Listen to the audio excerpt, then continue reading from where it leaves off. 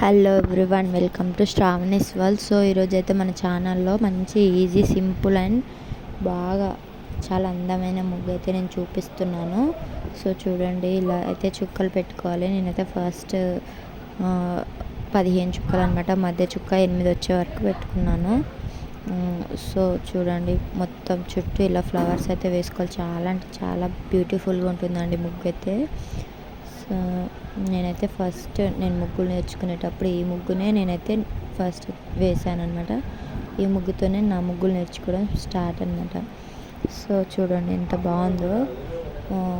చాలా ఈజీగా అయితే వేసేస్తారండి. చుక్కలు పెట్టడం వస్తే చాలు, ముగ్గు అయితే అస్సలు ప్రాబ్లమే ఉండదు, చాలా ఈజీగా వచ్చేస్తుంది.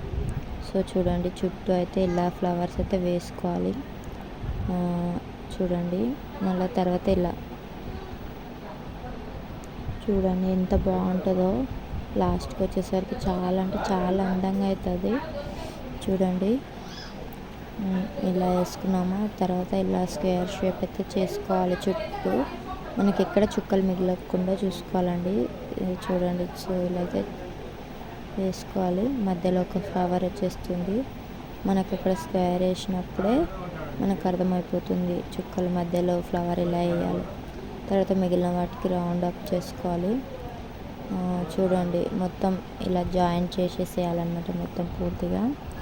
సో చాలా అంటే చాలా బ్యూటిఫుల్గా ఉంటుంది. ఏదైనా పండుగలకైతే వేసేసి కలర్స్ వేసేయాలి. చాలా అంటే చాలా బాగుంటుంది. చూడండి, ఇలా చాలా బాగుంది కదా. మొత్తం ఇలా డెకరేషన్ చేసుకోవాలన్నమాట. చూడండి, నేను మొత్తం అయితే చేసేస్తాను. అందరికీ నచ్చుతుందని అయితే అనుకుంటున్నాను.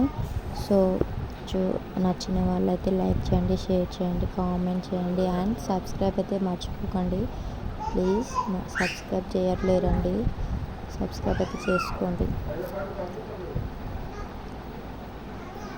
బాగుందా లేదో కామెంట్ అయితే చేయండి ఫ్రెండ్స్. మళ్ళీ చెప్తున్నాను, కామెంట్ చేయండి. Thank you.